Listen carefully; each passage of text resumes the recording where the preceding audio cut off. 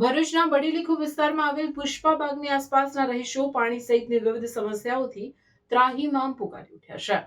ભરૂચના પુષ્પાબાગની એક દિવાલ ધરાશાય થયાના 3 વર્ષના લાંબા સમય બાદ પણ પાલિકા તંત્ર નિદ્રાધીન રહેતા અહીંથી માટી ધસી રોડ પર આવી જતા અડધા ઉપરાંતના રોડ પુરાઈ જાય છે, જેથી નીચે આવેલા વિસ્તારમાં જરૂરિયાતના સમયે એમ્બ્યુલન્સ કે ફાયર ટેન્ડર પણ ન જાય તેવી સ્થિતિ સર્જાઈ રહી છે।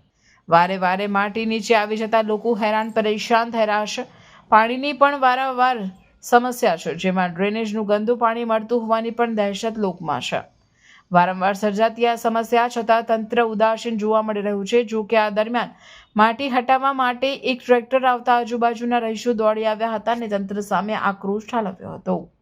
મ્યુનિસિપાલિટીનો જે પાઇપ ફાટી ગયો છે 5-6 મહિનાથી 2 વખત એ લોકો આવ્યા પણ એમને કંઈ ખબર નહીં કે આ બમ્પર પાસે જે પુષ્પાબાગની છે હવે બીજું હજુ બધું માટીના દિવાળ ક્યારે બનશે, કેટલા વર્ષ થઈ ગયા પડતીને, જરા એનું કંઈ કરો તો જવાનું કોઈ ઇમરજન્સીમાં કોઈને જવાનું હોય કે રિક્ષા પણ જાય નહીં તો એના માટે કંઈક કરો।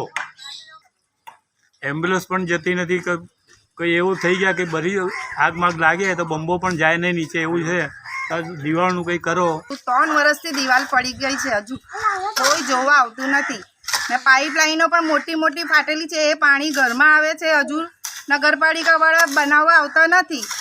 એ અમારી એવી અપીલ છે કે આ રસ્તો પણ સુધારો ને પાઇપલાઇનો પણ કરો ને ગટરનું પાણી નળમાં પણ આવે છે, હવે અમારે પીવા માટે વાપરવા માટે બહારથી લાવવું પડે છે, તો હવે અમારે શું કરવાનું?